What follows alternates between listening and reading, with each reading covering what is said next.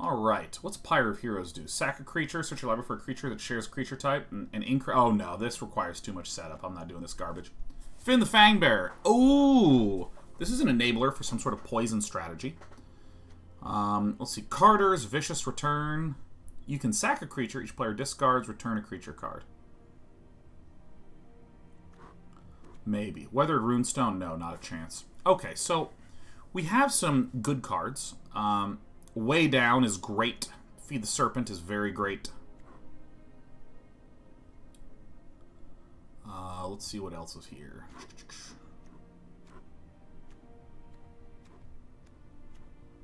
Is there anything else good here at all?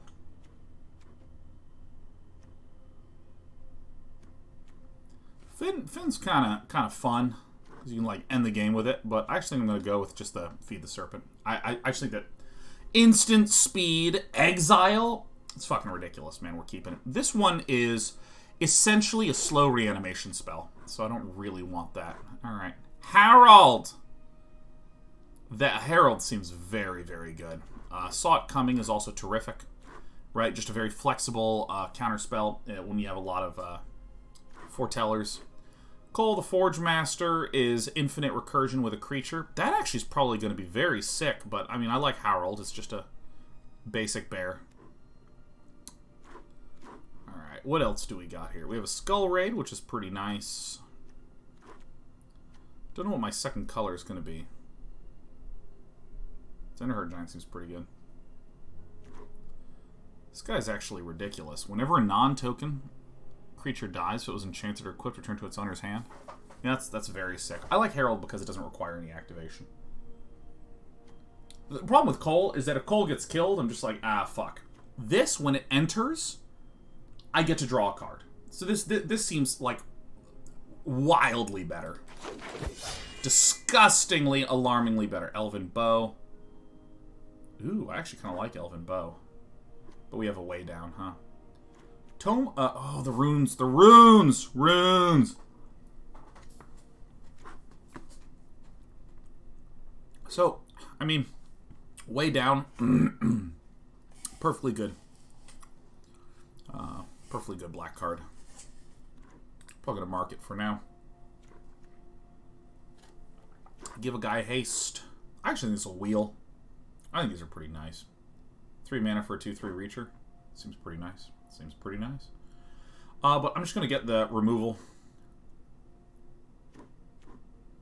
I'm going to get the removal. I don't really know what my second color is, but I mean, I'm probably black at this point. Alright, well, we have some green. Is there any good green? No and no. Alright, Infernal Pet. Whenever you cast your second spell, put a +1/+1 counter on Infernal Pet. Ah, that one's actually pretty good. Divine Gambit, not a chance. Invoke the Divine, hell no. Master Scald. Exile creature card, return an artifact or enchantment. That's kind of a weird one. Bind the Monster. Enchant creature. It's pretty good. Gambit's good. Exile target. I actually feel like Infernal Pet's okay for us. I feel like it's between Bind the Monster and Infernal Pet. I think I may as well just cut the black. Yeah, I guess Gambit is a removal, right? It's weird early on. It's like a turn 10 removal.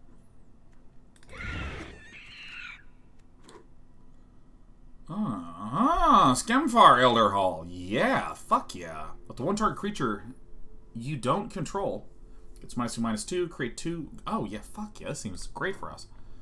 Oh yeah. Let's take a peek at what other things are there. We have Woodland Chasm, which is nice, but I mean this is great. I mean it's very late removal, but it's just a value card. We have a Notvold Recluse, which is very nice. Exile Artifact or Enchantment. Ooh, Masked Vandal is sick. Oh, dude, this thing is sick. Is this thing gonna wheel? I'm actually gonna unmark it. Probably get the Masked Vandal. Elder Fang Disciple's perfectly acceptable as well. It's a shapeshifter. Herald can get it. Jesus. Grimdrauger. Dragger seems good. Ravenous Lindworm. I love big ones, man. I love big ones.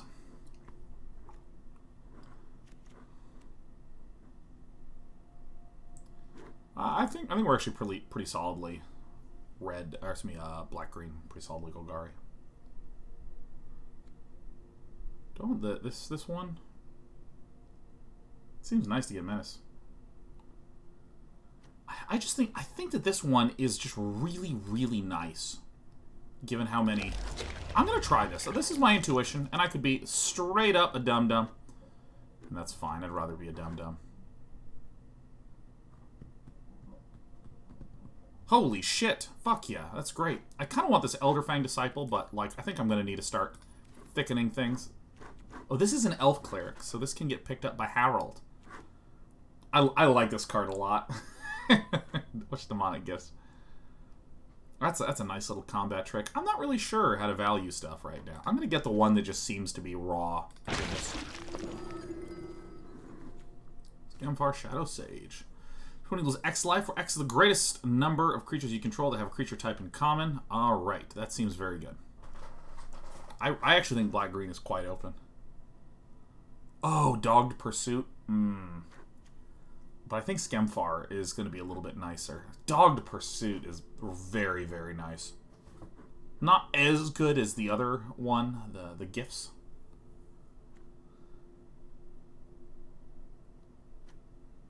Yeah, I think it's pretty clearly this. We're looking a little elfy. Elf Berserker. Nice. Ooh, shit, there's a way down, huh? Yeah, I guess I'm taking the way down.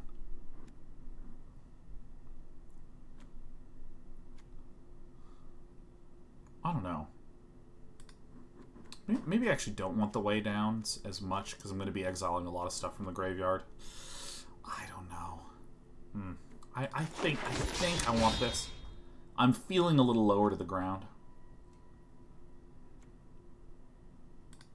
I'll pick up a Skull Raid. I don't know if this card is actually any good.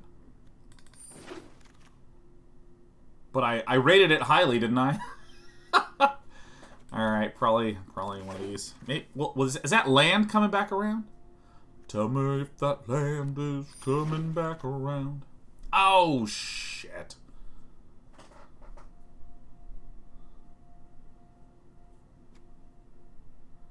I like the big one. We're gonna pick the Giant Ox. Alright, that land did not wheel. Oh, we might pick King Harold's.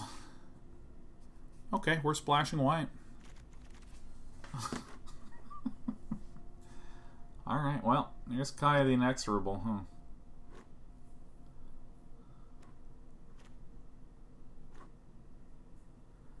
Alright. My name is Sean and I'm running white. So we'd like to find some fixing.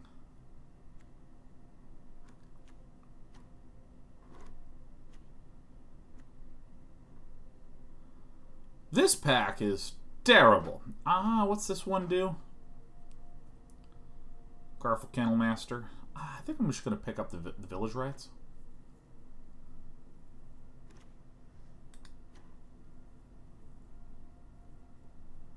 Kyle's Onslaught. We're just splashing for Kyle. This is a terrible mistake to make. If you see a really good card like this that makes you go, ooh, I want to run white, your brain should not say to yourself, all right, cool, I'm going to try to look for other white cards. Because you're not 3-color. You're 2-color splashing white. We have no reason to be white outside of Kaya the Inexorable. Would you splash white just for Kaya's Onslaught? Very, very, very unlikely. I mean, what I want to say is no.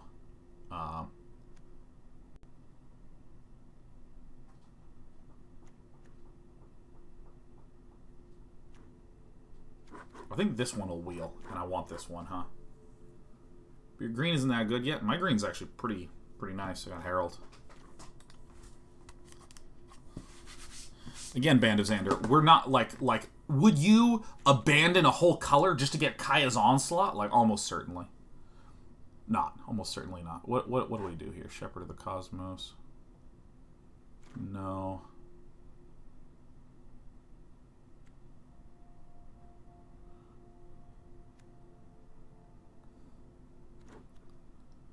think I'm actually just going to get this one. I want to stay low to the ground. I needed a little bit more time to think through that one, though. I'm not super happy about that pick. I just ran out of time.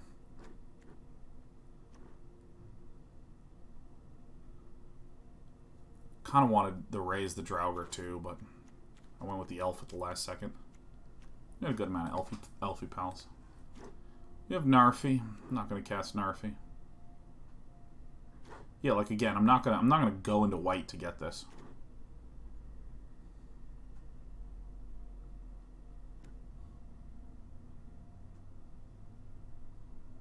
Ooh. Yeah, this is the one. Straight up. Here's another Feed the Serpent. Wow, there's another Shepherd of the Cosmos. Dude, whatever player's running white is just getting like bomb-ass pack after bomb-ass pack, man. Elderfang Disciple. Perfect. Exactly what we want. Excellent. It's another Village Rites.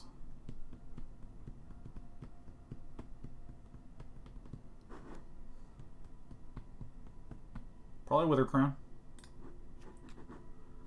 There's also Snowfield Sinkhole. Yeah. Yeah. Yeah, I'm going to take it.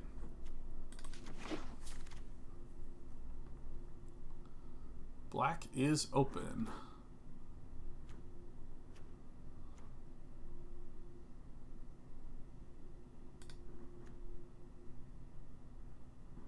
It's perfectly acceptable. How many creatures are we at right now? We're at 10. Yeah, I could use another elf, right? Or this one. Why? My game is frozen! Hello? Oh, fuck this game, man. Oh, thank God. Jesus. Client is just garbage sometimes. What did I wind up picking? Alright, good. Broken Wings does not seem unreasonable.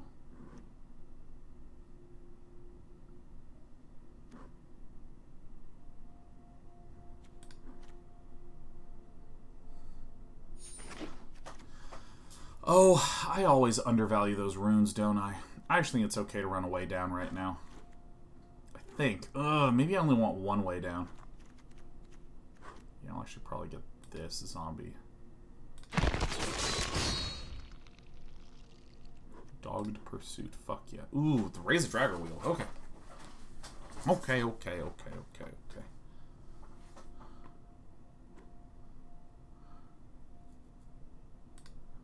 I think I'm actually going to do the Raise the Draugr. Combat Trick, maybe.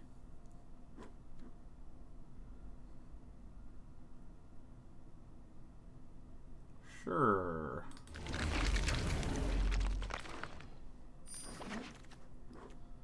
Oh, shit. Alright. Well, we have the good one.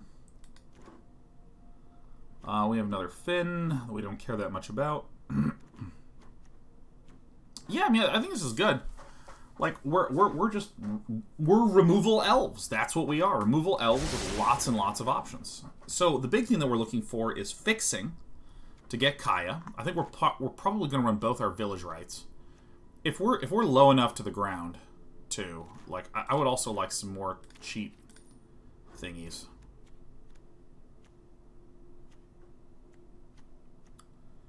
Probably cut all of our non-elves, huh? Probably cut this Infernal Pet. I don't know. We'll take a closer look. Well, okay. Hey, Tibble Trickery! Hey, Arctic Tree Line, but this is going to wheel and we're going to pick it up then.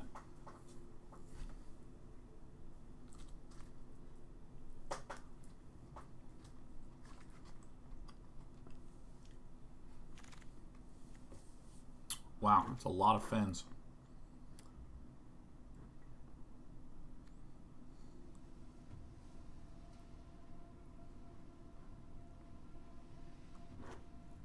I think I kind of want this Coma. What do we have in the... We have this.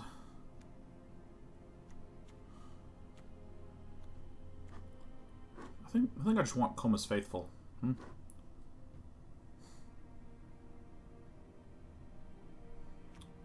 Should we get Horizon Seeker for mana fixing? Maybe I should just want this guy.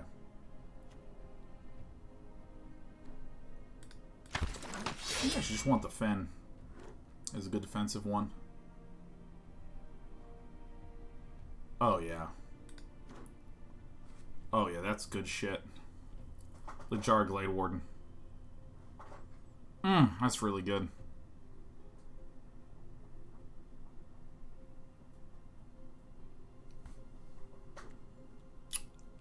This card's ridiculous, though.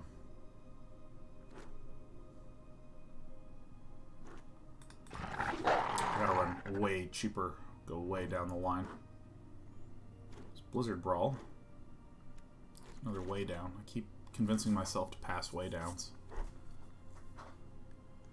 3 more snow permanents. I don't really have that many snow permanents. I have the Sinkhole. I'm gonna get more removal.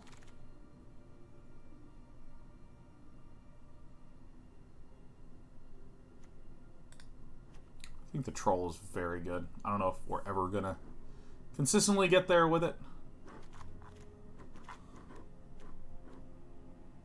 It's a way to win. And also it's just a creature and everything else here is garbage. Wow. This one is... Or do I want to run another Dogged Pursuit? Do I have no Dogged Pursuits? I have no Dogged Pursuits. Well, Scam for Shadow Sage is better. Forest? No, I don't think I want to do that. Like, we have no snow payoffs. I mean, we just picked one, but, like...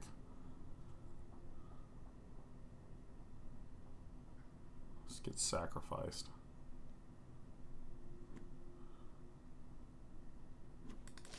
Well, I want the Reach card.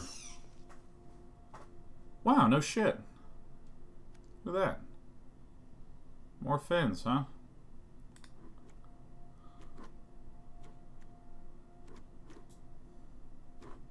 Why is no one taking this card? 1-3 Death Toucher just slows the game down. I don't know if I'm going to run it. Dude, I told you this was wheeling. Yeah.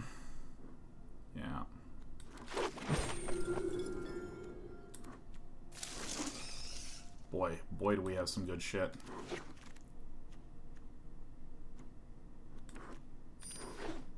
Boy, do we have good stuff. Wow.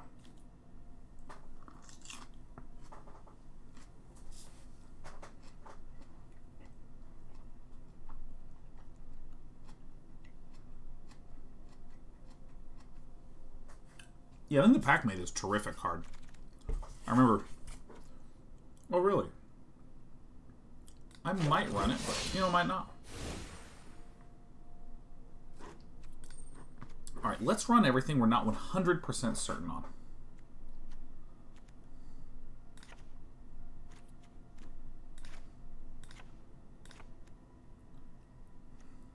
Seems good.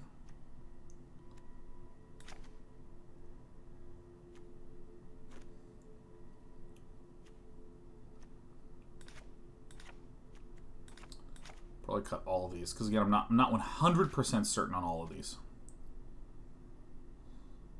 That's very good. It's insane. This is insane. Uh-oh.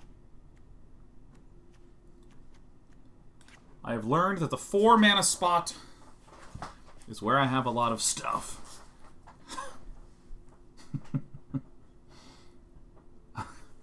Shit. Huh.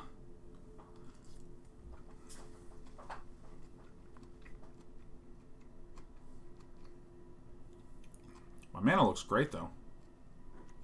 3 of these for Kaya? That's terrific. Alright. Some card draw. Removal. Removal.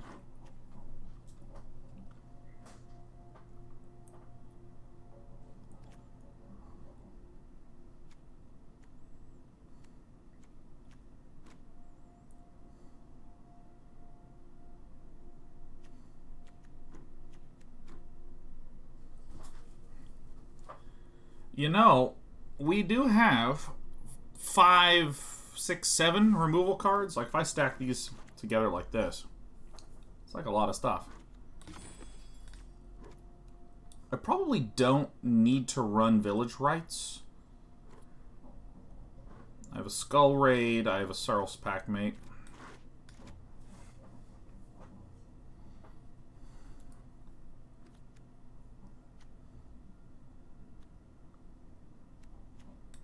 This is card draw as well. Man, what is it's causing my mouse to be hard to move around. We are like low on the creature count. Like very insanely low. Guess this is also kind of like card draw. I think I don't want the Village Rites.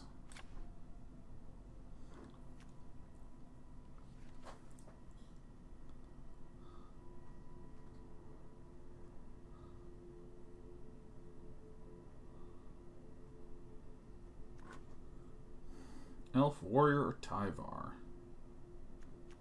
Elf, Elf, Warrior, Elf, Elf, Elf, Elf.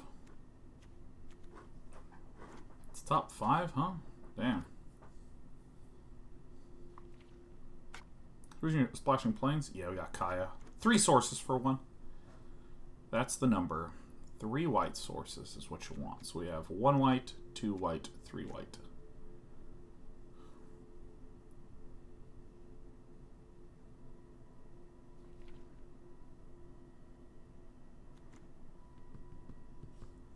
Is the greatest number of creatures you control that share a common type.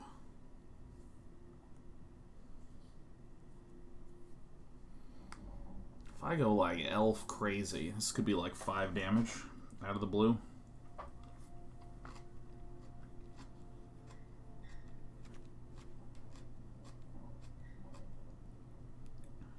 Maybe a big boy.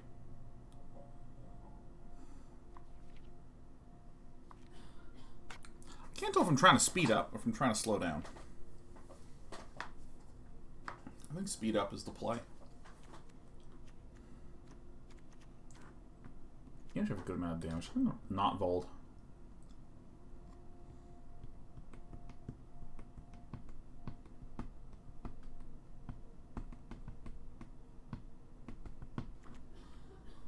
Man, this card's cheap as hell.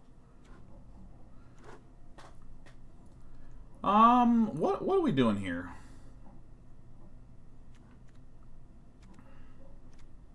I think this is fine.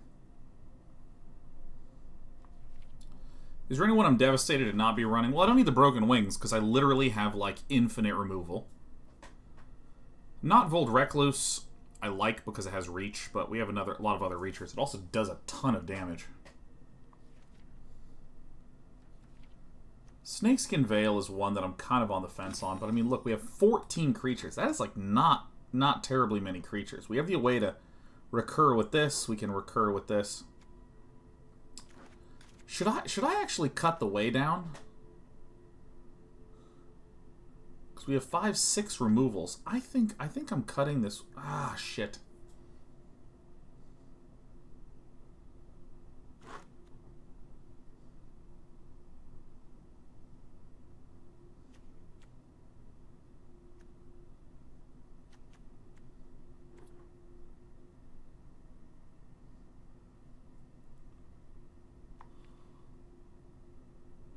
This is the card that I feel weirdest about. Skull Raid I'm going to run. Yeah, Death Knell Berserker gets activated by the Veil.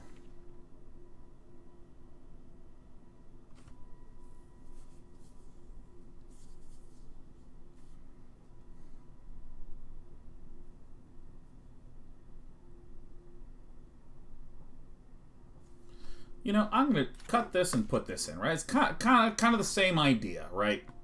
Kind of the same idea. Second Fin is worth it for the fight effect. Yeah, I might cut this and put this in, but let's count how many elves we have for Harald, right? So if I draw 7 cards at the start of the game, then by turn 3, the earliest I could have played King Harold, I will have drawn 10 cards. So it'll be 30 in the deck. Alright, so let's now count 1, 2, 3, 4, 5, 6, 7, 8.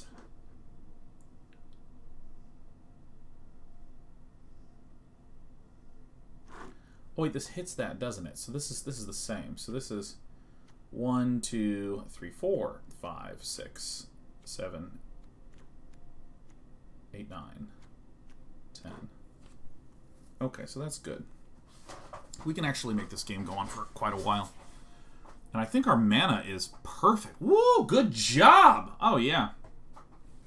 Hits warriors, too. Do we have any other warriors? I don't think we do. Yeah, I think I like where we wound up. We're not running the Ice Hide Troll. What do I feel about this? Yeah, I think these are better ones. Darth Dragon says, how good is Kai in your opinion? I mean, in draft, just the biggest bomb that there ever was. I mean, it's just incredible. It deletes things by exile non-land permanents. If there's a pesky enchantment or a pesky creature or a pesky planeswalker, I mean, I just play Kaya, instantly gone.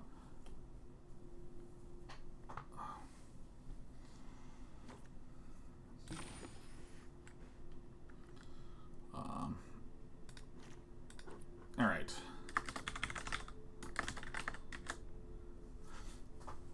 Dr. says you can check the deck set, see how many warriors and elves you have. You can kind of do this. Because it says 7 elves and 4 warriors. How many hits do I have? The answer is 10. I think it's very important to actually count through.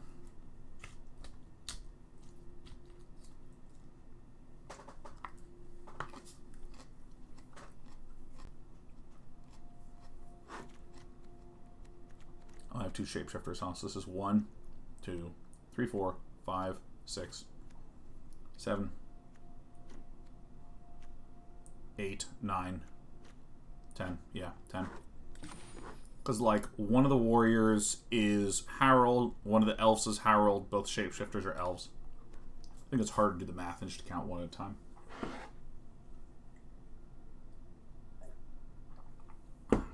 Artemis is pretty sure you want to play the Demonic Gifts, since it usually 2 for 1s if your creature has an ETB ability. Let's... Yeah, maybe we don't run the Snakeskin Veil, and we instead run the Demonic Gifts. It's cheap enough, huh? Let's put this over here. Yeah. Really nice call. Really nice call. Because then it procs Death Knell Berserker. Childos says, how did Demir yesterday go? Took us a little while to get the base, but I actually think it's getting around to winning. Yeah, Demonic Gifts is it. I don't think I want to run much more than that. I think I'd rather run Raise the Draugr and my billion removal spells. Okay! Alright, now we have 7 before us. It's time to get out your Gamble Bears. Time to get out your Gamble Bears. Start a prediction. Start a prediction. How many wins will Day 9 TV get? Outcome 1, 6, or 7.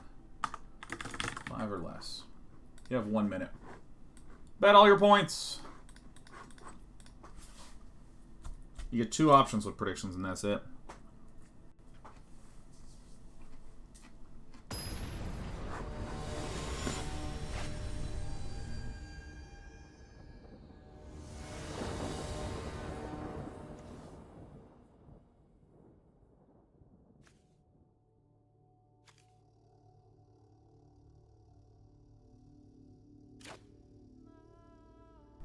I'll hang on to this.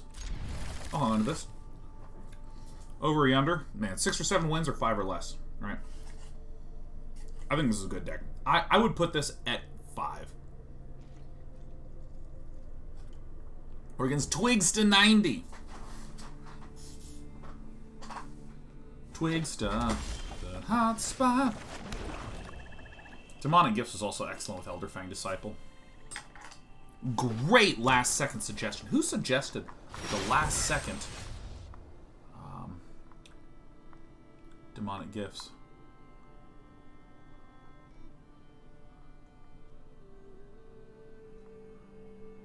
Who said that? I'm hunting. Gosh. Hunting. So sorry. Oh yeah, it was Artemis. Yeah, that was a great suggestion, Artemis. Elderfang, Dissipel.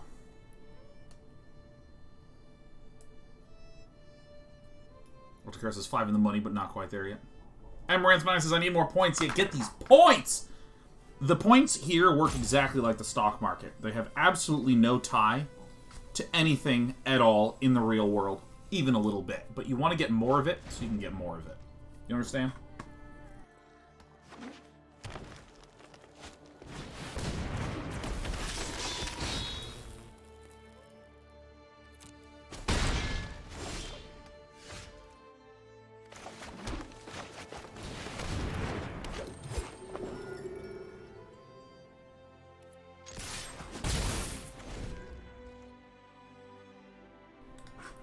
So I don't even need a block, because this is a lifelink and Elf Cleric. The card is good, and is okay.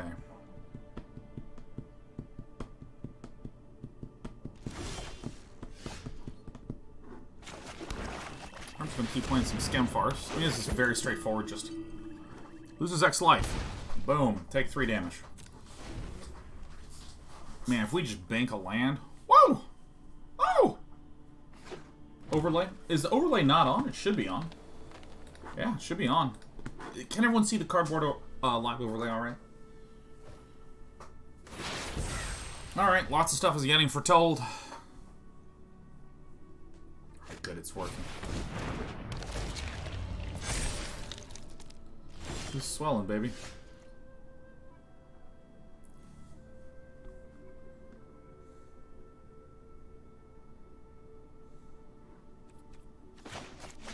I mean, we always have the Guardian Blade Walker.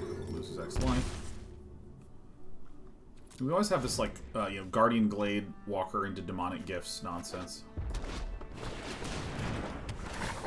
Lots of pack mates.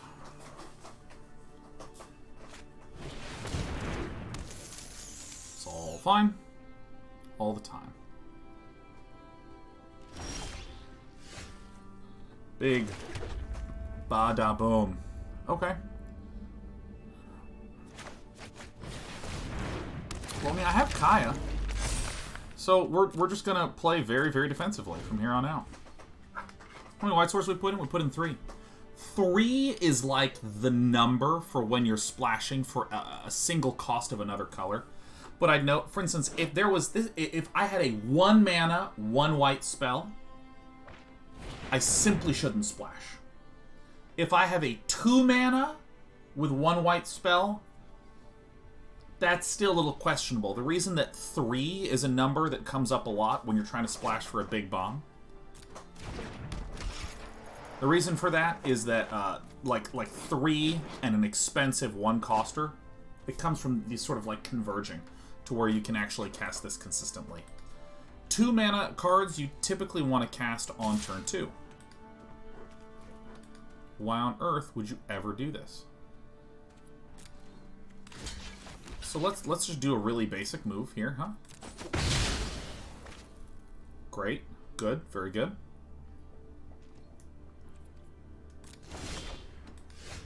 Alright, so I have Kaya the Inexorable.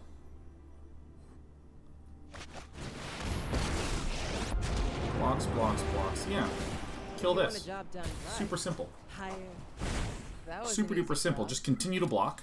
And then what I'm going to do is I'm going to begin plussing this Skemfar Shadow Sage. Because this is blocked, blocked, and then I can block and chump.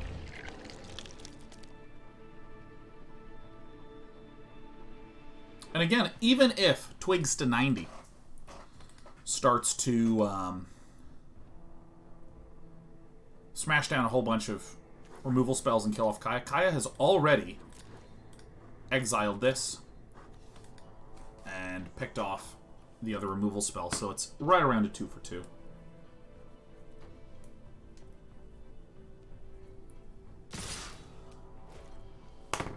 Excellent.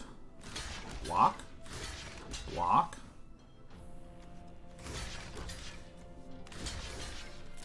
Very simple. We are winning. Like a lot. Like holy crap. We're winning very, very badly.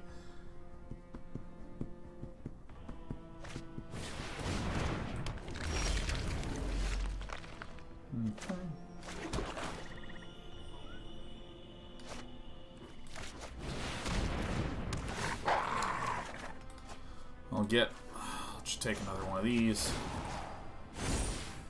Here, let me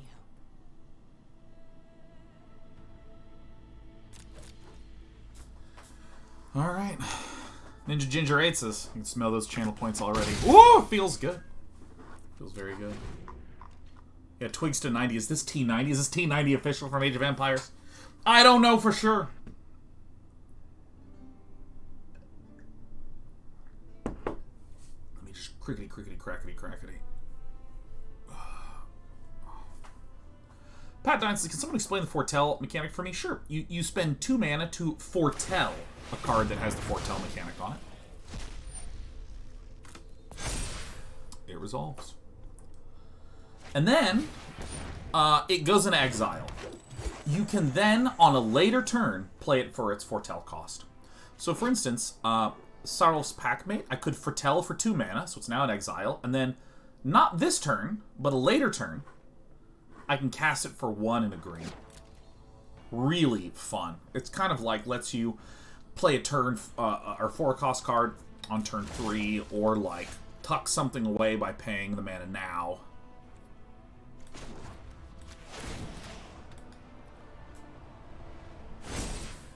Well, you're not liking for spirit.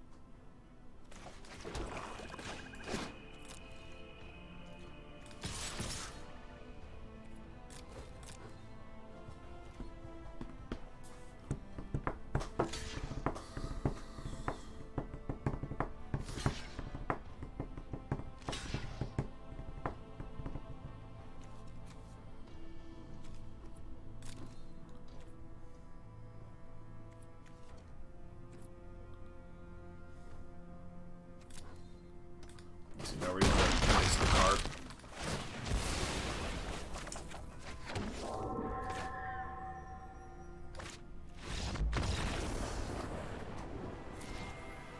That is nice and crazy good cards. Foretell off the top of your head.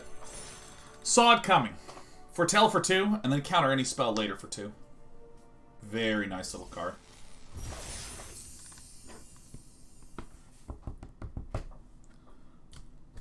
Enter the multiverse. Or explore the multiverse, or something the multiverse. Foretell for 2, then later pay for 2, scry 2, draw 2. 2, 2, 2, 2, 2, 2, 2. Do you understand?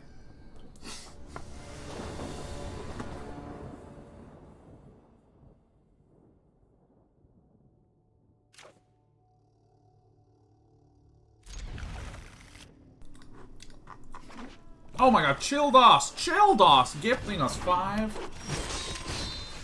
Childos, thank you warmly for the 5 gifted subaronis and the pepperonis. How are you doing today? When you're lying here in my arms. Finn the Fangbearer. Childos, thank you. Thank you for gifting subs on this fine Thursday, on this short day where I showed up late. Which I understand is bad.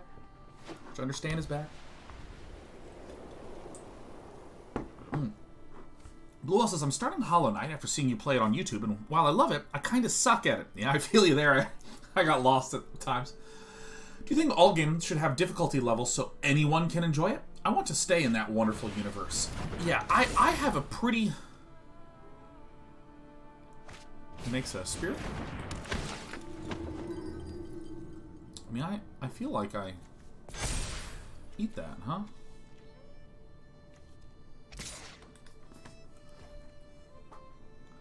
Let me just think for a quick moment. You think I want to trade a lot of stuff away because I have my graveyard stuff? It seems like a poor exchange.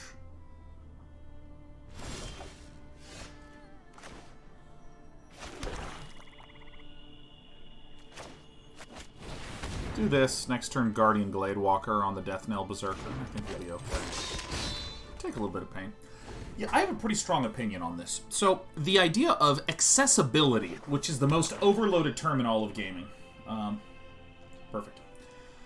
Accessibility, in the context of difficulty, means... Dude, I want to play your game, but it's too hard, so I don't get to experience your game. Can you give me a way to be able to play and enjoy your game? I'm not going to block because I'm going to go to 15, and that's plenty. And the classic example is Dark Souls. Dark Souls does not have difficulty levels. Doesn't have difficulty levels at all. So...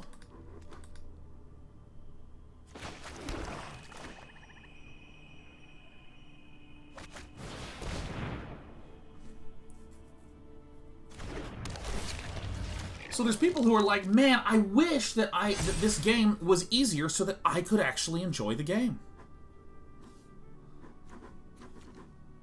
I think I want to leave up Demonic Gifts and then Foretell and then fight later. And I sort of get the sentiment of it. I get the sentiment of it, which is that I don't feel like I can play.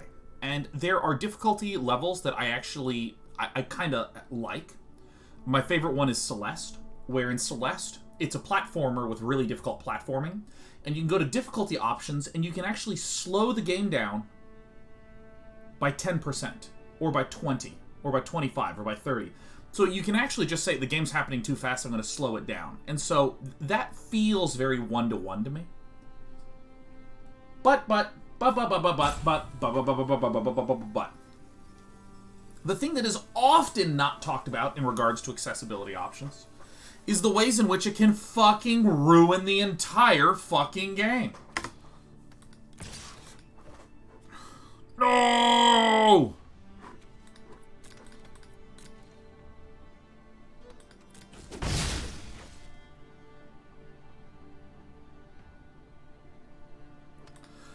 So, for instance, with Dark Souls has this nice little loop where the difficulty of the combat makes you really pay attention and learn the entire area, which makes the entire shape and form of the area more rich.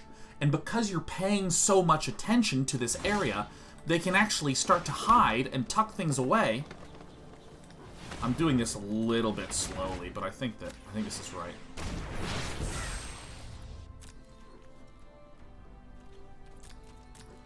You can tuck stuff away and make it not easy to see at all. But because you're paying such hard attention to the entire area because there's so many enemies, you start to go, oh wait, shit, what's that over there? What is that thing? And then you look and it's a secret. Oh! And suddenly, the fact that it was difficult is what made you pay such hard attention to be able to see a hidden area, to be able to get that feeling that I discovered it. The game didn't present it to me. You know, the areas start to feel really rich. There starts to be a feeling of, fucking LOL.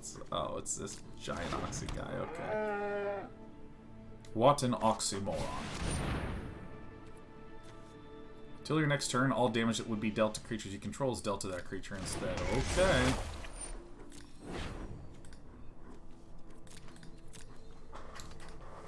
And so, like, for that, I don't know, I start to...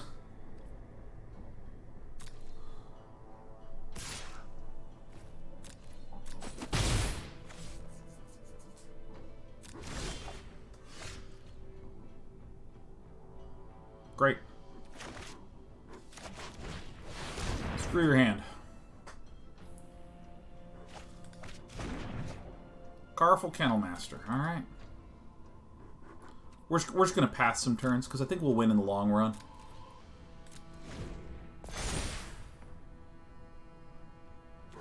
Carful Kennelmaster's getting resuscitated from this thing. And so...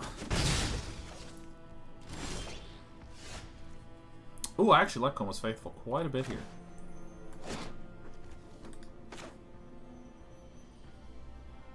I think this is maybe the right one to do here.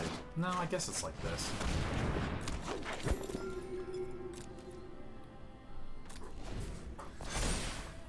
And so, If someone made the Dark Souls enemies really easy, like one-shottable, I think it would be really disappointing. Oh yeah, that's right. It's an angel.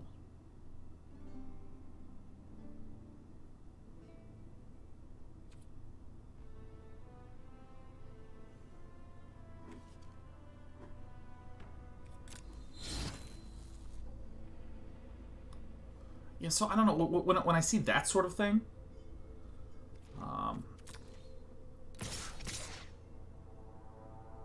I can't answer this question and play this at the same time. I can't do it. I have to focus on the video game. So what I'm seeing now is I'm going to go to 10 from this, and the question is, do I block, say, with the Guardian Gladewalker here? I'm almost certainly going to fight this on this. This is going to go to the grave along with my Guardian Gladewalker.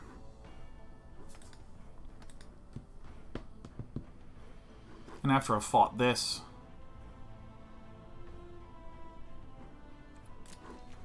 yeah, I think I just need to slow the game down.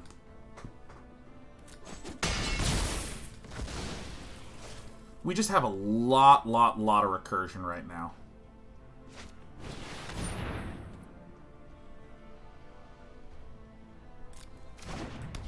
Okay. Yeah, I mean, I think the play is pretty clear here, right? This kills this, right? This comes back. We play the Draugr Recruiter, which can let us get things back later. This and this will exchange. This will trade away. Holy shit, who the fuck is this Ascent of the Worthy nerd? This is the funniest shit ever. Holiest ox that there ever were. I mean, villain could swing out, but I would probably eat this, trade this.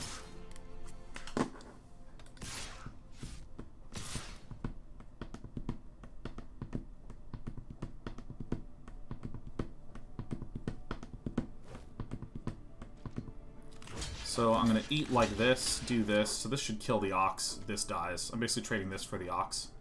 And making there be no good Ascent target next turn.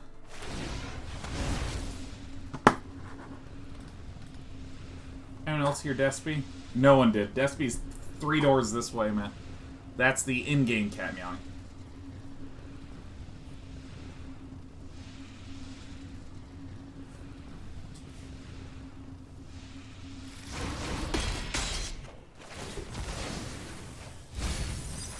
Let's not milk Kaya, huh? Nice. We'll wait a turn on this.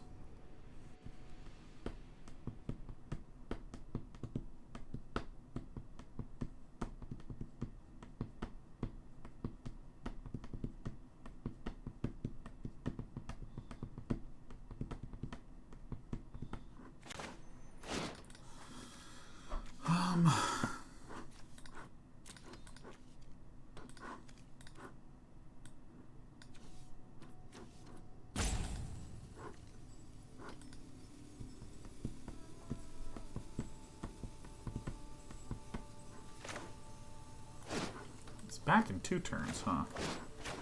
Yeah, our opponent has black, so I'm going to wait until something really good. Return 2 creature cards that share a creature type. This one.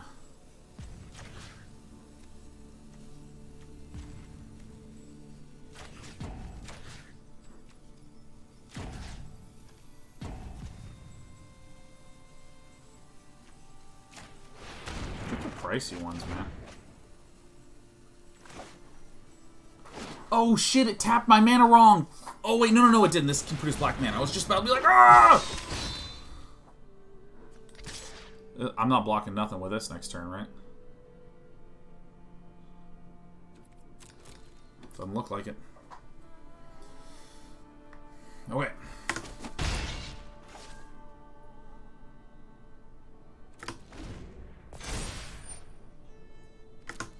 Okay. So now I got a little bit of beef on the field.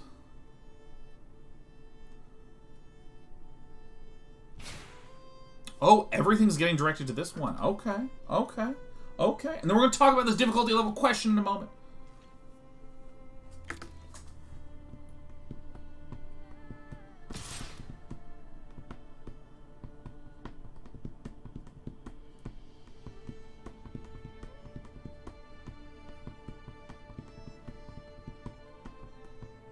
You're going to want to attack with this one. So I think I block Demonic Gifts this.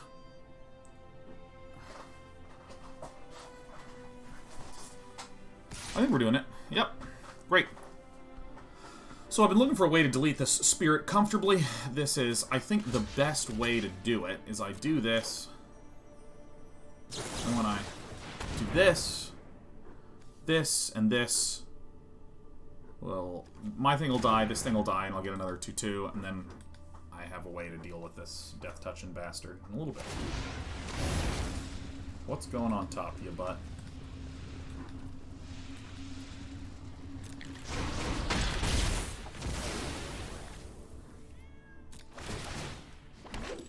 Go back, go back.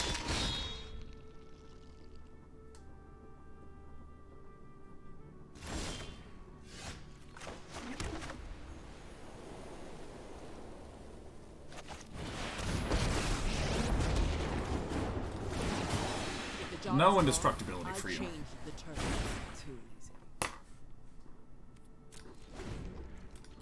What card did opponent put on top? Oh, Fear House Retribution.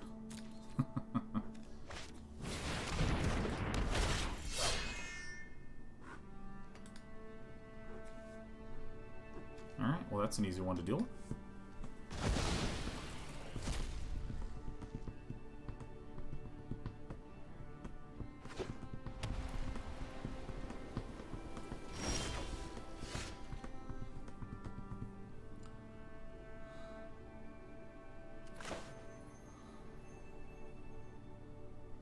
Alright. Why would it tap my mana this way?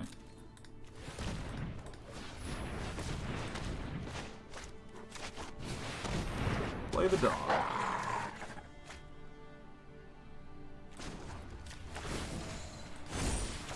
Don't worry. I got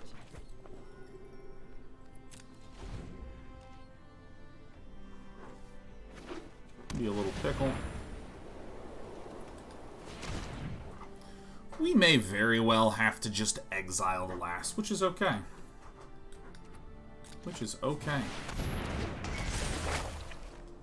We have a lot of removal in here, so, I mean, the ability to just zap this is terrific. Wait, this is another Ascent of the Worthy? What? Yeah, but.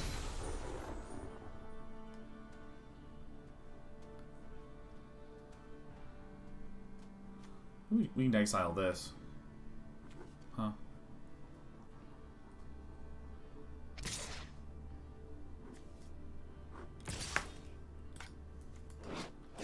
So this is... Choose a creature you control until the next turn. All damage will be dealt to creature you control. Be dealt to this one instead, right? So this one, this is a Death Toucher. So we do like this. And like this. Because then all damage gets redirected to Master Scald and it dies. And this returns to our hand. We get a Spirit. So let's make sure that we leave double black open. I don't think we have any other double green, but let's play this.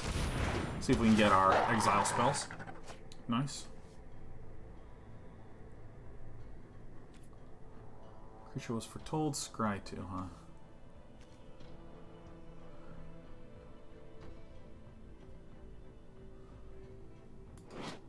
If this goes on the stack, it'll have... I can exile... I can destroy in response, isn't that right?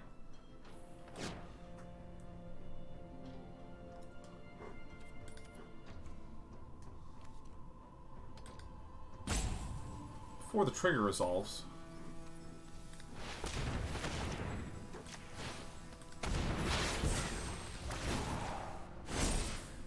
Ghosting feels weird, right?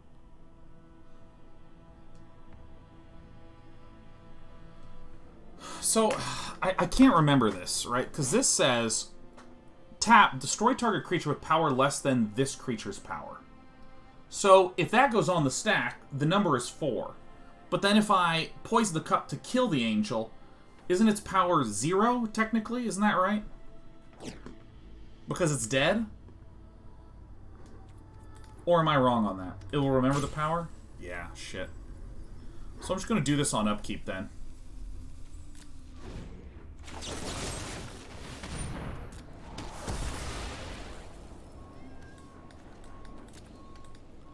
Well, that was an uncannily excellent outcome.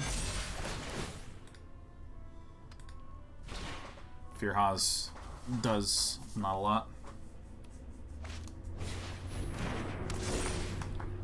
Power of the Worthy, and it becomes... Alright, great.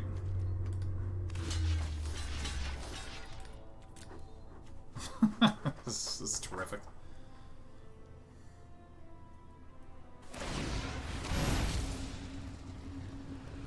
Uses last known information. Man, I shouldn't be a judge.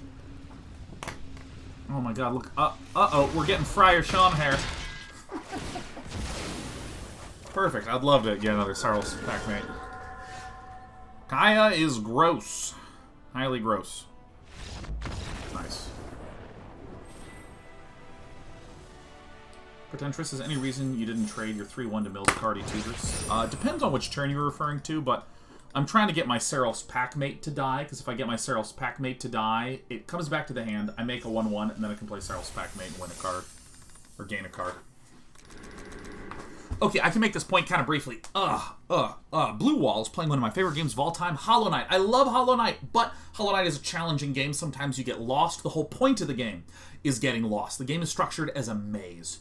And so it's very easy to be wandering around, be unable to find a save point, to die, and then you lose your progress. You have to go back out, hunt for your souls that was left behind and whatnot. So the question was... well, this is not the exact question, but the question was along the lines about, like, making the game easier, making it so it's easier for me to experience all the wonderful content that's in the game. And I have a pretty sharp opinion about this, which is that I think that there is a concept that people talk about, which is, if only this game were a little easier, I'd be able to experience it, and therefore I would enjoy it more.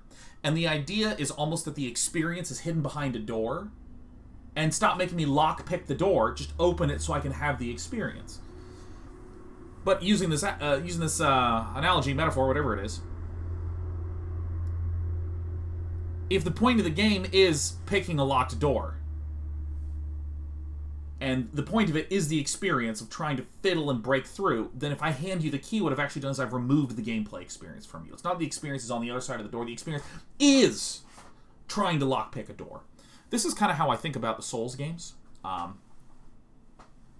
where, and I was giving examples before of that the game forces you to pay attention, which forces you to memorize these entire zones, which then forces you to pay attention to the structure of the zones, which then allows, again, notice all the stuff that was forced, but then it allows for you to have a deep sense of connection with the space because you know it and you understand it. And then it also allows you to find very well hidden secrets that in a AAA game you'd have walked right past, never known it was there, never enjoyed it. So AAA games often have little sparkling lights, and the sparkle draws your eye, which then draws you to the secret. You don't feel like you discovered it. You feel like you got there all on your own.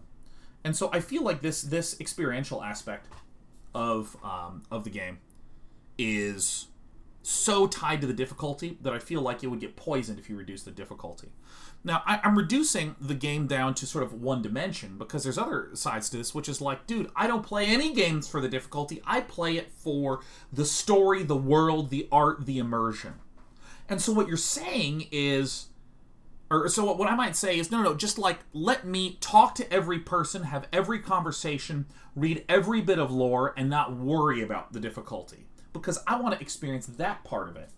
And I feel like this is one example of a category that falls back to that.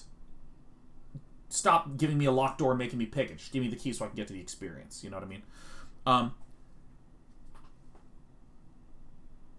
I have participated in, built, played, looked at lots of games that tried to remove some barrier. And it didn't allow for the new or players to tap into the experience. It just fucking made it be experienceless. I think that if you are interested in the story and the lore and the stuff like this, Dark Souls is also designed with the awareness that players are going to look at wikis, get strategy guides, get, ways to get through. There's mechanics in the game that allow you to summon other players to help you easily get through things, stuff like this. And I think that it is actually 1 billion times harder to make a mode that removes a core part of the game and preserves another part than anyone wants to give it credit for. And I'll point to the real-time strategy genre as a great example. A lot of people talk about, there's so much difficulty of playing StarCraft. There's so much difficulty of playing StarCraft. I wish I could play a game where I didn't have to worry about the base buildings. That way I could just focus on the strategy of the game, right? And I played a lot of games. You can play games on this channel. Like an example is the game Grey Goo. Grey Goo is a game that actually has like very, very, very, very, very easily, easy to handle base building. And I remember like playing it. I was playing as the Goo, and it was like, all right, I'm now gonna start building a thing. And then I just fucking sat there for like 90 seconds doing nothing. Technically, all the base management that was frustrating and difficult in StarCraft had been removed. So now I was allowed to focus on the strategy of the game. And instead what happened is it was fucking boring! Now, what you might say is, well, no, Shaw, you need to create a different activity to replace that. And what I would say is that is my point exactly. Is that you can't just trivially add in a difficulty mode or trivially remove some obstacles and be done. You have to do a lot of fucking work to make that functional. So my broad point is this. 1, I think that many games, the difficulty allows for a lot of really wonderful experiences that are fundamentally tied up in the gameplay. Therefore, 2, I think it's absolutely possible to make accessibility modes to make things easier for more people to be able to experience it, but it is such an astoundingly massive, crazy difficult undertaking that often it involves transforming the game. That's my answer. That's my answer.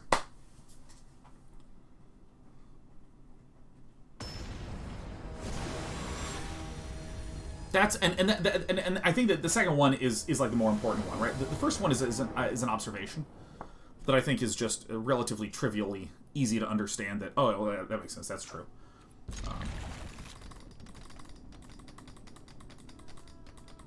But it's so fucking difficult. And I mean, I love the RTS one because I've played RTS games my whole life, and people always talk about the mechanical difficulty of that. And there's a million and one. Well, I should probably say there's like 20 or 30 RTS games where we're like, we have easy base building, so you never have to manage the base. And the net effect is that you have a game where nothing's happening. You have a game that is boring.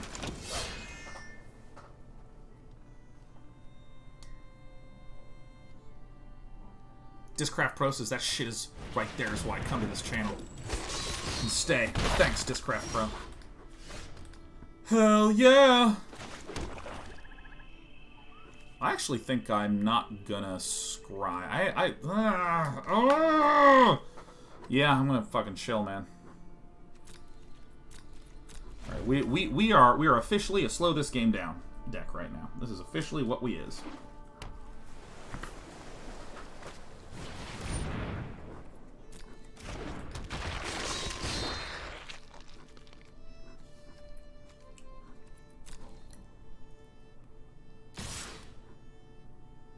What? Okay.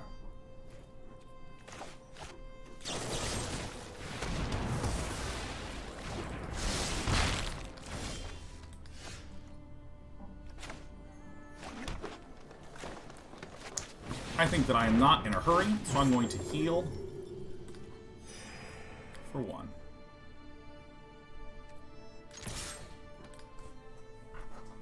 It's a record 2-0.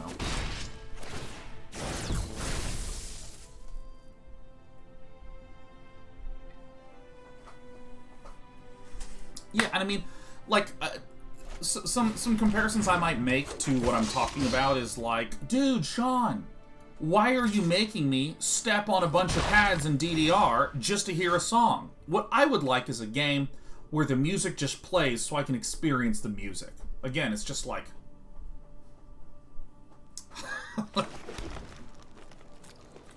well, I don't know about that one. Keep swinging with Finn Fangbear. You can double block this any day of the week. Or you can just comfortably exchange it. Great. And I've eaten the boy.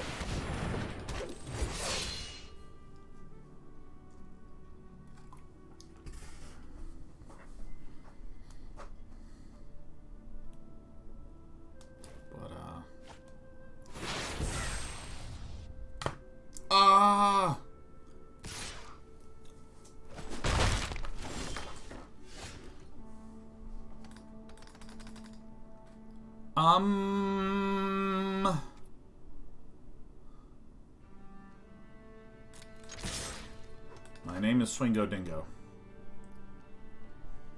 Blue Wall again. 5 gifted subos. Saying, I can't believe I was pretty convinced that a difficulty slider had to be a must, but you showed me a different perspective that I can totally agree with. Tomorrow's a day off, so I'm going to go back to Hollow Knight and die a lot. Yeah!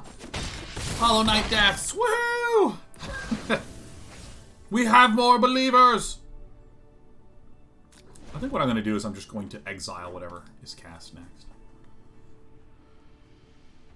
Yeah, and yeah, I like the rhythm game comparison because, I mean, there's a point that I have to make that I have not made, which is that some games are really fucking hard, and a lot of people would be really fucking happy if they could play it, and, like, literally everything would just be better if they could play the game. You know, like, I actually think Celeste is a great example of a game that has an incredibly satisfying tight platforming that might be just a wee bit fast for people, and the game says, no big deal, we can slow down. And our deck is singing along with this.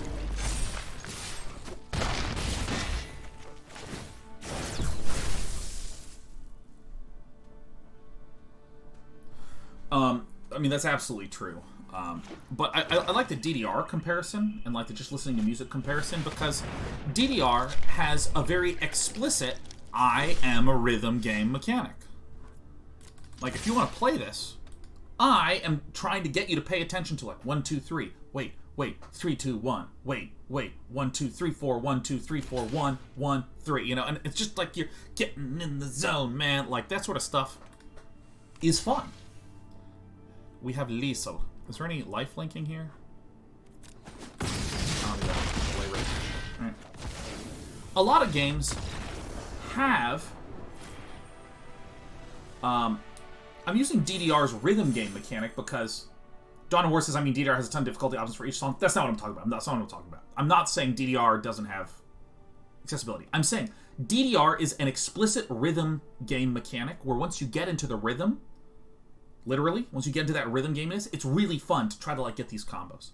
There are a lot of games that have what I'll call hidden rhythm mechanics, like Dark Souls, where you are trying to see that if he goes ba, ba, ba, oh, in between that second and third hit, I have just enough time to swing and hit with my sword. The difficulty, the fragility of the game does what? Forces you to tap into a timing game that winds up kind of basically functioning a little bit like a rhythm music game. It's just not as obvious initially in the way that DDR is obvious.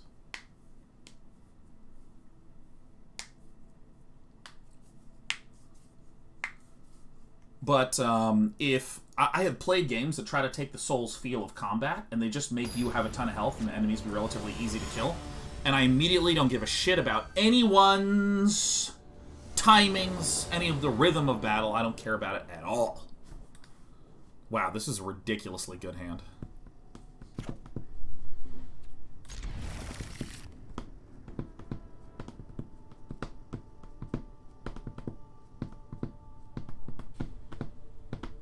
Mark says, have you ever dabbled in fighting games at all? Very lightly. I mean, all of my Smurf names in StarCraft have been references to Marvel vs. Capcom 2.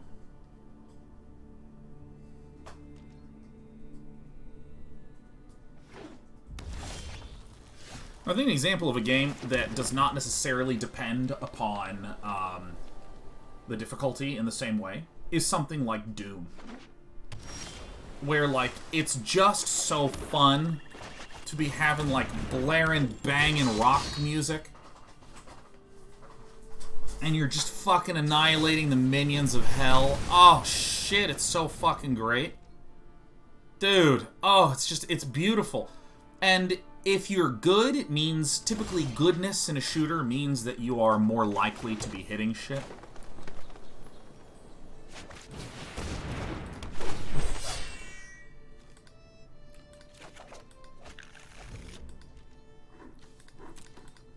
Typically means you're more likely to be hitting shit with your shot.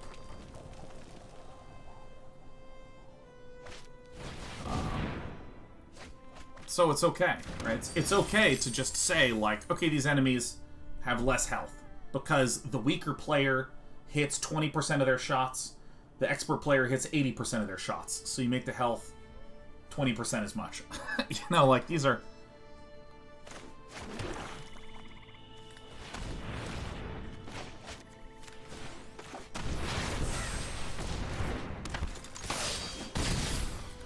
And so both players actually have a very similar experience in that situation, right? If we're just simplifying the problem down to percentage hitting. And you can actually, again, if you are just focusing on this percentage hitting component,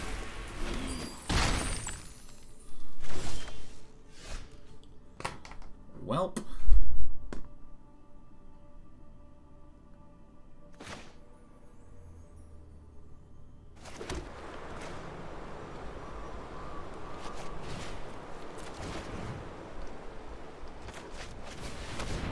Play this. This can make as much treasure tokens as it wants. This is a problem if there's card advantage growing.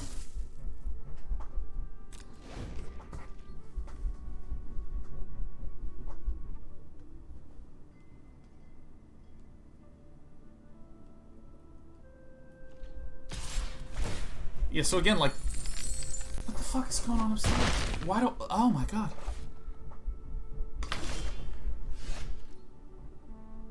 What?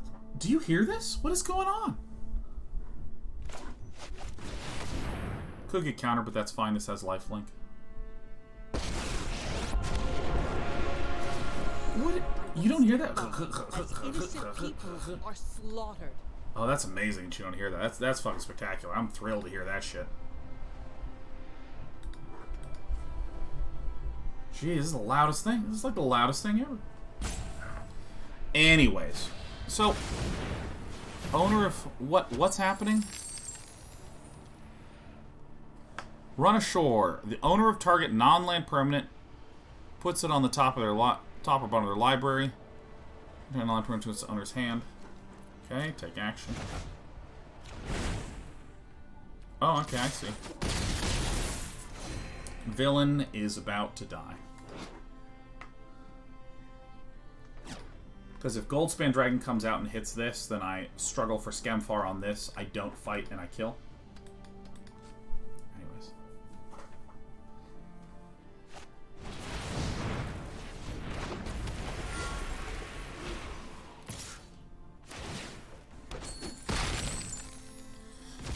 Okay, so let me see here. Let me see here. I'm gonna cut. Okay, so hold off on all your questions about my difficulty comments because I'm in a game. I'm in a game right now. Hold off on it. Just give me a moment.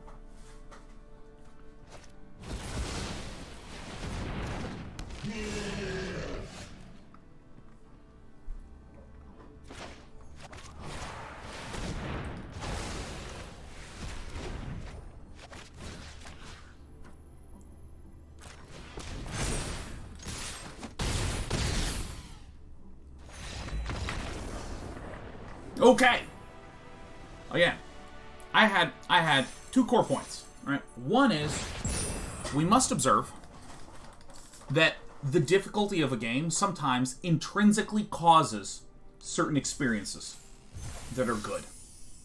And we use the Dark Souls example of the difficulty makes you pay attention to the environment because you're paying a lot of attention to that. More good... We named some good things. And the second point that we made was that it is a lot of work sometimes to easy-ify a component of the game without losing a lot of the benefits that you created. Okay?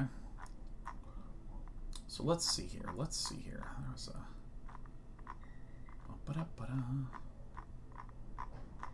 There's a point up here that I wanted to look at. I was asking about Dark Souls being a good example. Let's see.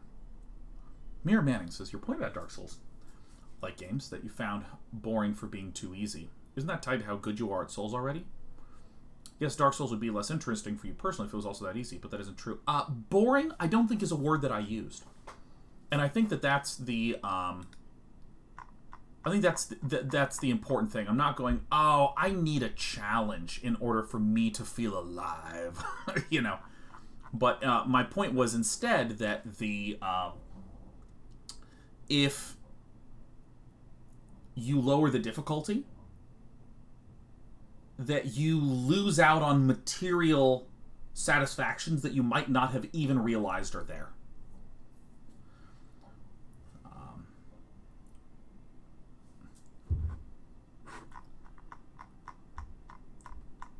And so let's try to imagine the way that Mira Manning might advance with this. Mira Manning might say, well, okay, well, let's say that I am an unbelievably terrible player, right? So what literally, if any enemies did any attacks at all in ultra slow motion, I would still have a hard time. So hey, for me, make everything in Dark Souls happen at 10% speed. I will still have a challenge.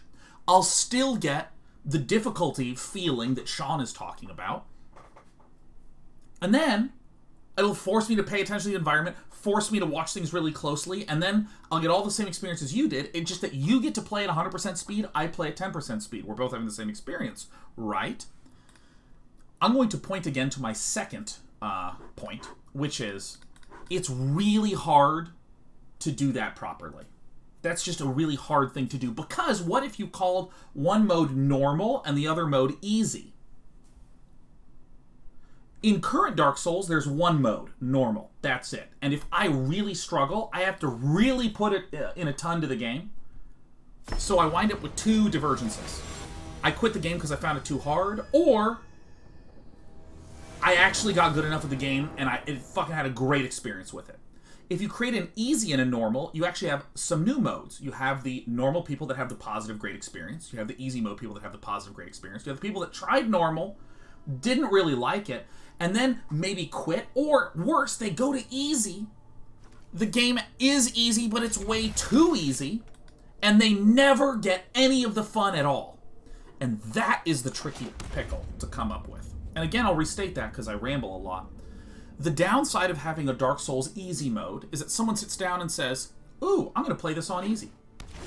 They sit down and play it, and the game is so trivial for them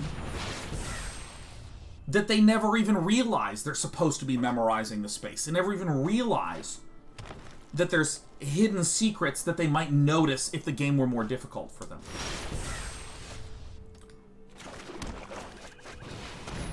That's the pickle. That is the pickle, right?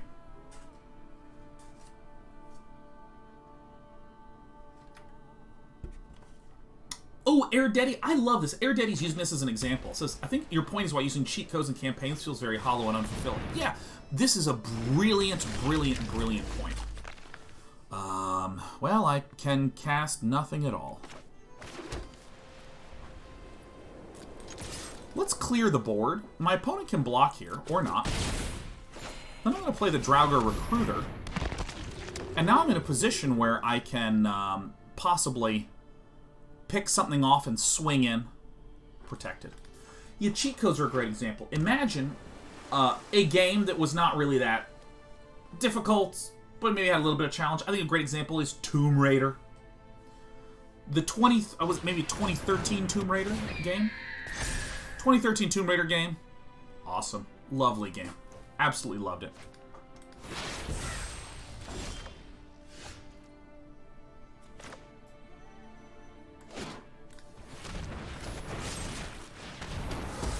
Little does Dirty Dog know I'm base green.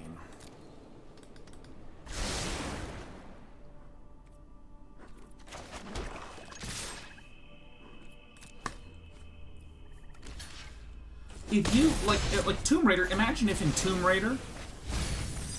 Oh, whoops. Oopsie fucking daisies. Okay, I'm a fucking dumbass. Sorry. Imagine if you just turned on cheat codes in some generic single-player game that you thought was good. Imagine that.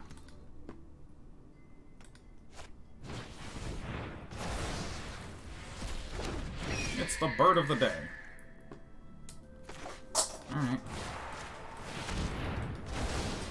Not looking the best here, but we can always draw Kaya and just win. If you turn a cheat code on a generic single-player game, you very, very, very, very, very often don't have any challenge at all. And this, I think, sort of highlights... This is a great, great, great example. Oh, nice. Hello, my name is 2 for 1. That's a great example of, like, if you had the default mode of your game be on maximum cheat codes, you wouldn't really have a game. So I mean, that's an extreme counterexample that I don't think necessarily really nails the point, but I think it's an acceptable enough counterexample to think about, because, again, if you take a game and put it on easy mode, you often have to do quite a bit of work to just make your game good again.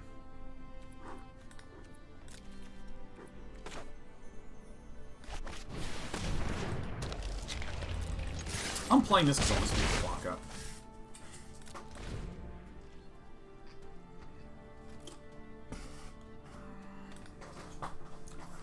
So again, to restate what I think my core points are. What does this do? Why are you going off? I don't need to do this at all. I don't need to do this at all.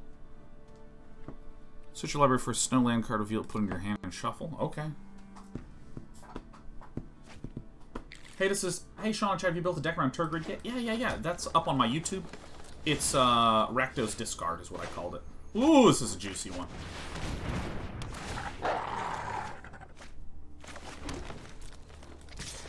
Birds of the day. So I think my 2 points are following. The difficulty in a lot of the games fundamentally cause interesting and new and amazing things to happen that would not be there without the difficulty. And point 2... Obviously, it is possible to make modes that make the game easier, and I think in some cases it's a very valuable thing to think about. It's just that I think it's a fucking shitload of work. Like an absolute metric shitload of work. Far more so than people want to initially think about.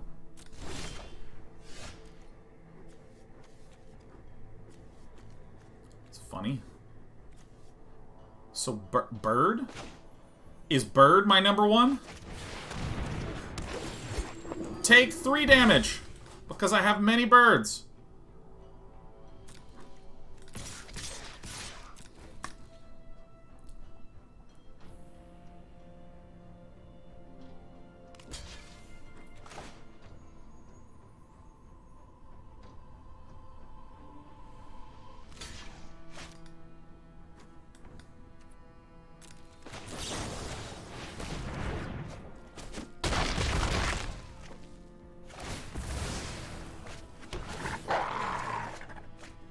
This dog has been so good.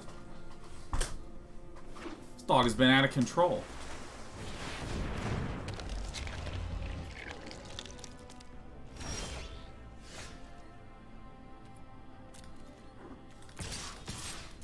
There's no reason to do anything fancy.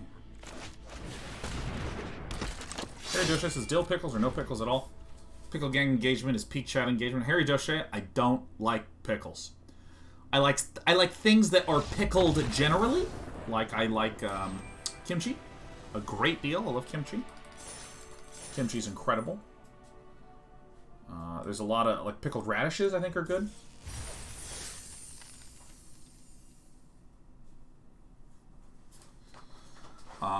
Pickled chips I think is pretty tasty.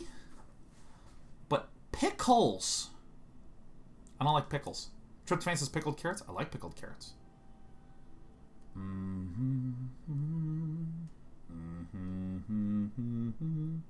Played Griftlands recently? I haven't, Bronstein. How is the game lately? That was a God, that, I mean, like, I thought that the conversation combat system was just incredible. What about pickled cucumbers? I love pickled cucumbers. I just don't like pickles. It's fucking such a stupid joke. All right.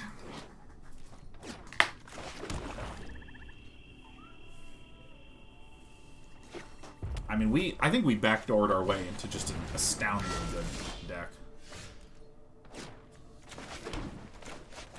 Hi, I'm Finn the Fangbear. This crap process is perfect timing. My wife just walked in when you started dropping the F-bomb. Hello, Mrs. Discrap Pro. It is I, Day 9. Dicks. I think cursing's funny. I'm sorry. I think it's like it's like objectively hilarious.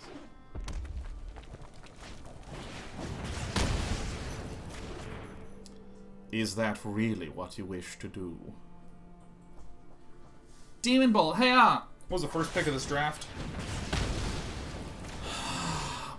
I think it was just a exile spell. Elder Fang.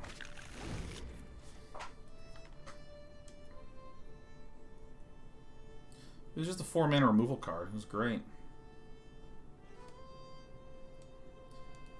Danny T. Law rated our stream. Oh, Danny T. Law. Oh, Danny T. Law. Thank you, Danny T. Law. Danny T. Law. How in the hell are you? You know, I think I'm going to go ahead and plop down Elder Fang Disciple. Danny T. Law. Danny T. Law, man, you get referenced on the... Whenever I'm hosting some of those Mythic Champion she-ups. Referenced a good bit. Okay. Alright, Lord Tito. Look at this. Clearing the board. Yeah.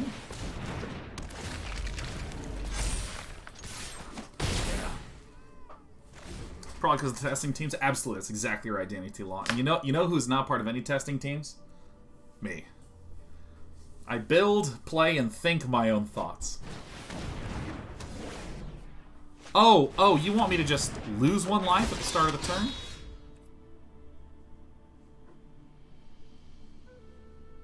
Take action. I lose the life, right? What the fuck? What is this UI garbage? What? What the fuck? What is that UI? I stopped, I read it. It says, the beginning of your upkeep, you lose 1 life unless you sacrifice this creature. I swear to God, I thought I was reading it literally perfectly. I was like, this is a flawless interpretation. Fuck. Alright, I'm playing this thing.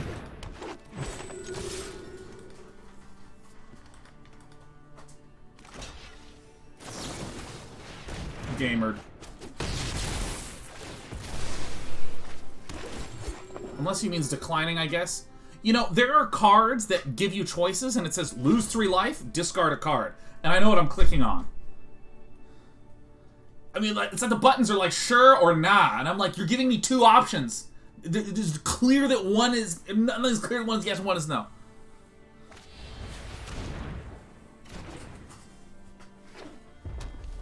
This fucking guy. Woo.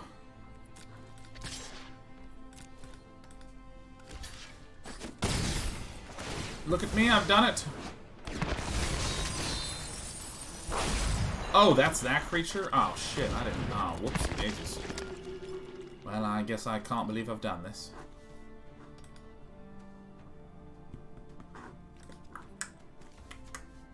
We have makey to mistakey. Oh, Jesus, we could have had Harold. Oh, shit, that's bad.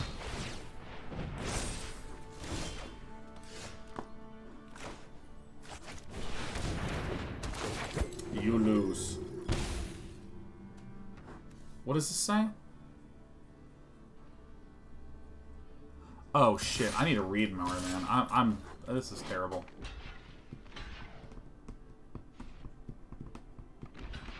I need to read these.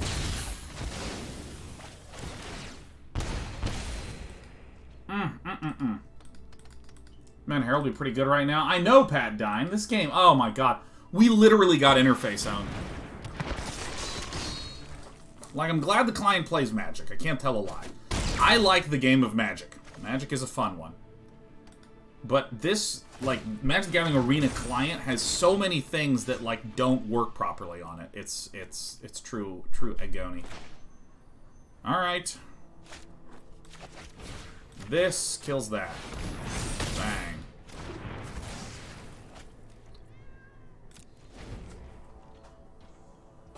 Incognito says, don't hate me, MTGO greater than MTGA.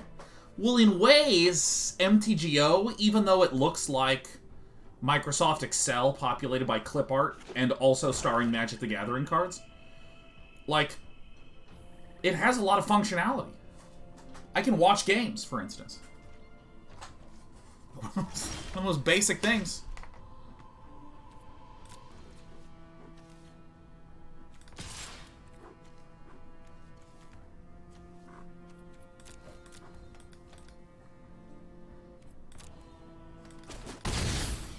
Dealing the damage, baby.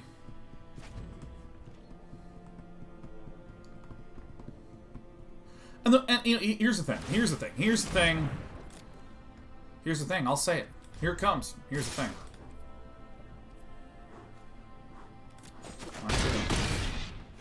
Oh shit! I hit auto passing. Oh my god! I'm so fucking annoyed. Yeah, I'll kill this one. Oh, that was my mistake. That's fine. That's not.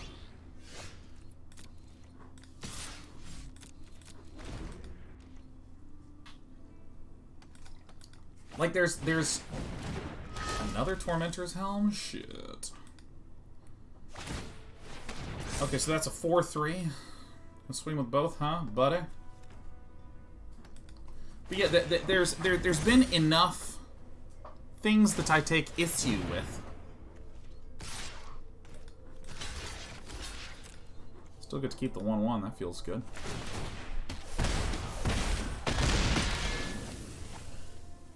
It's pretty cool.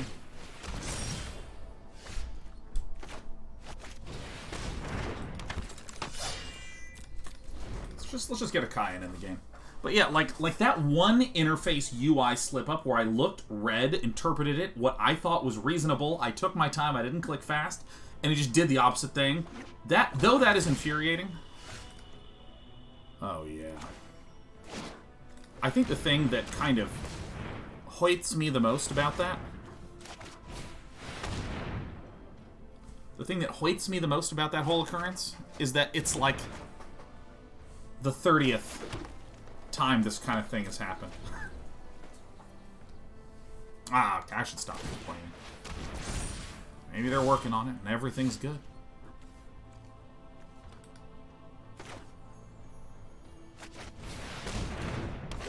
You know, I'm going to gain the life.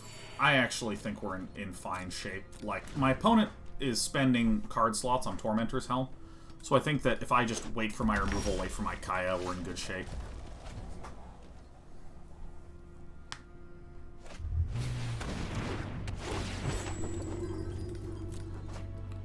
You got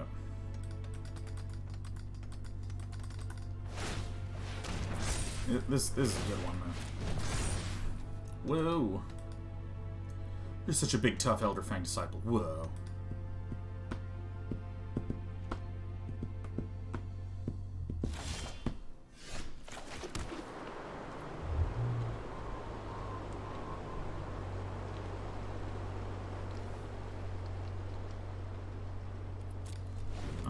I'm just chilling, man. We got a Kaya in the deck. Maybe we might not have a Kaya. Okay, we do have a Kaya. We got 13 cards left. Villain has 12. Oh, I've unplugged. Ugh.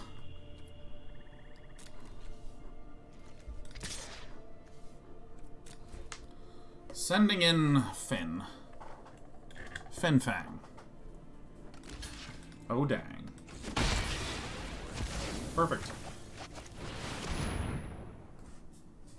How many non-land cards are in the deck? That's a good question. We have 2, 4, 6, 8, 9, 10, 11, 12, 12. So, 7 out of 5.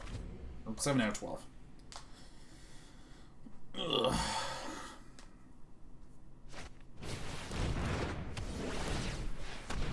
Wither Crown.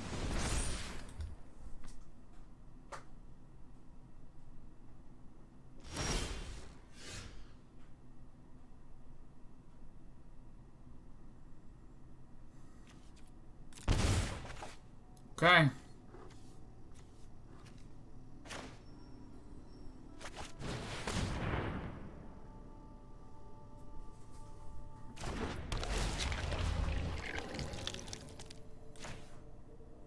Nice.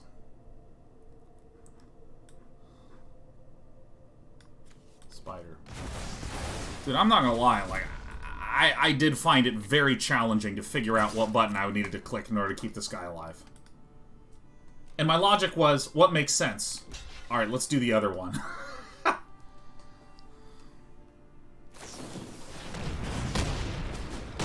Unbelievable! This is great news. Have a good night, Blue Wall. Oh, shit. Ugh. Kaya, one time? Kaya, one time? That'll do big.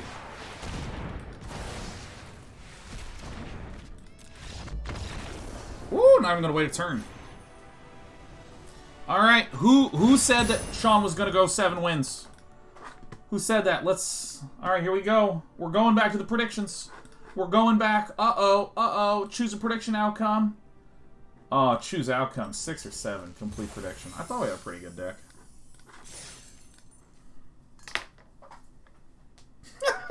Truth's almost as 10 channel points, baby. Oh, yeah. Oh, yeah.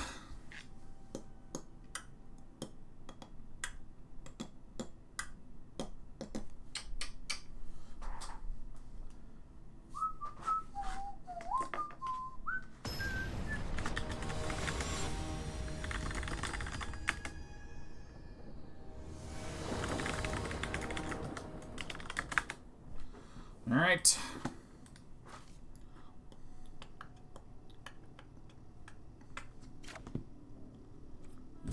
Yeah, I'll hang on to this. This is worse than GME's little Bobby tables. Yeah, you know. Yeah.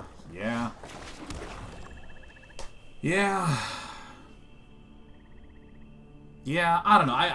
I feel weird about the whole GME thing. I feel weird about that whole thing.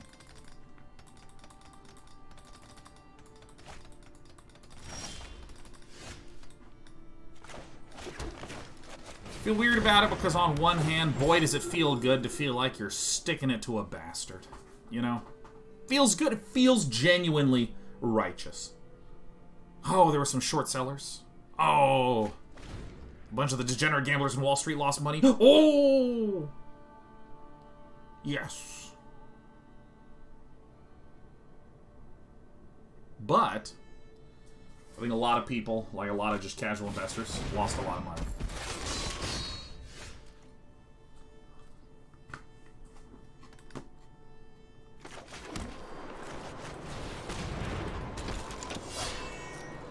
And that's hard.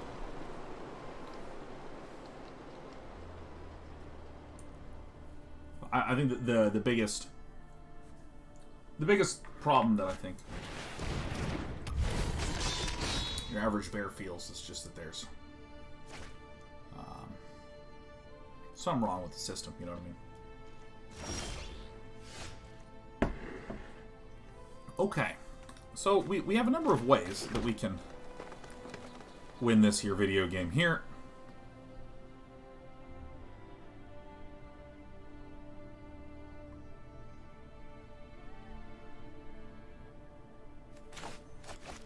Yeah. think I'm just gonna do this. I'm just gonna play this, and I'm gonna foretell Poison the Cup.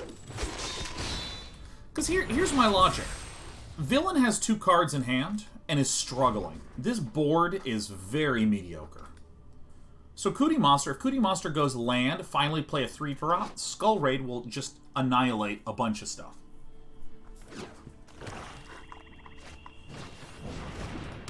Oh, what a good dog. Okay.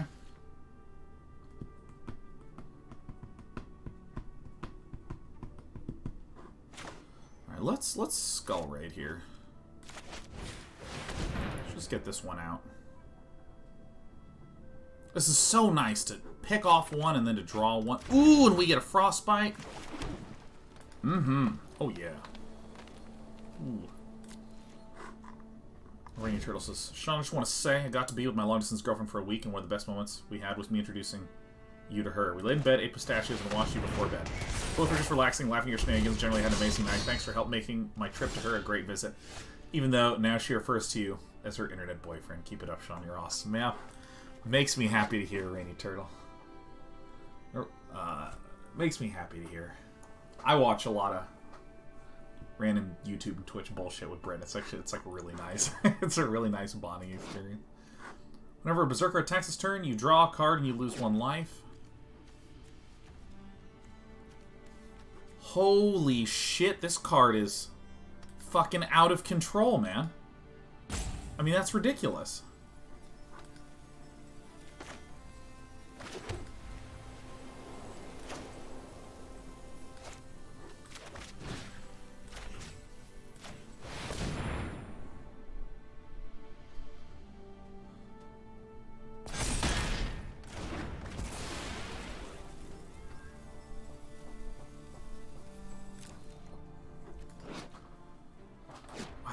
That's a pretty sick run out.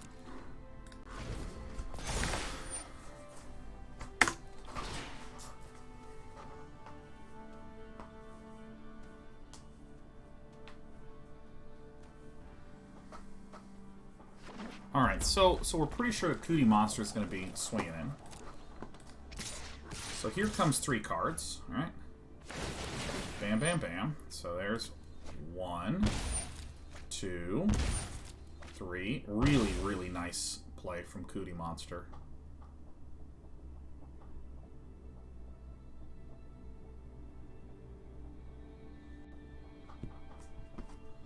An incredible play.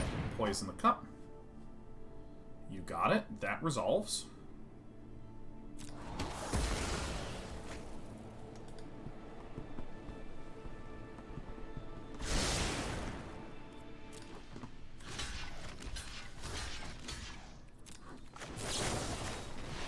I think this is a good play.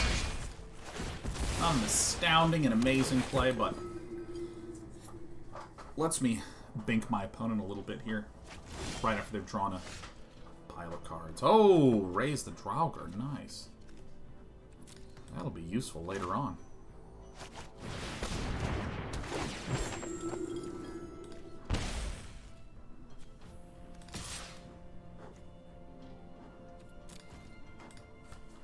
This is going to be okay.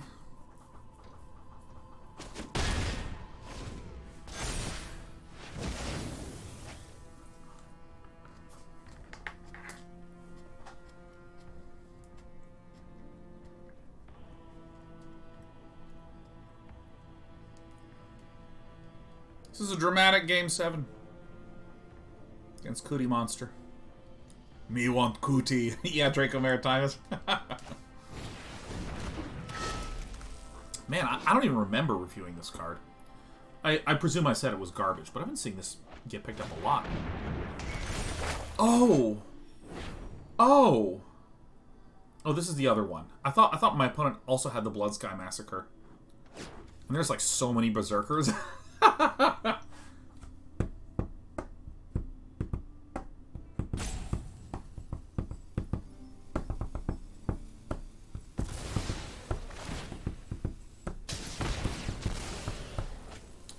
Welcome back. And it's 2 elves in the band. Oh, no, it's not. Oh, no, it isn't.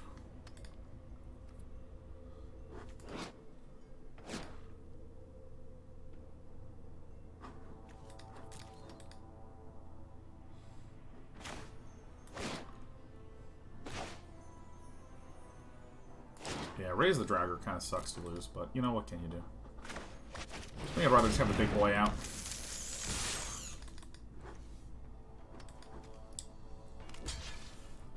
This happens after the draw step, so at least it's a... Ooh! Ooh! Ooh! Everyone turn off the stream.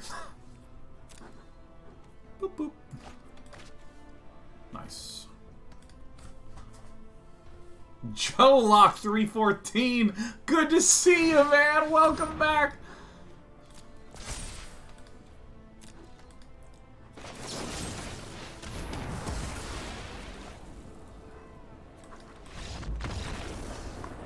Showlock's been sub, but haven't been able to catch you for a bit. Good to hang out and chill after some sweaty Apex games, man. Fuck, Apex Legends plays really nicely.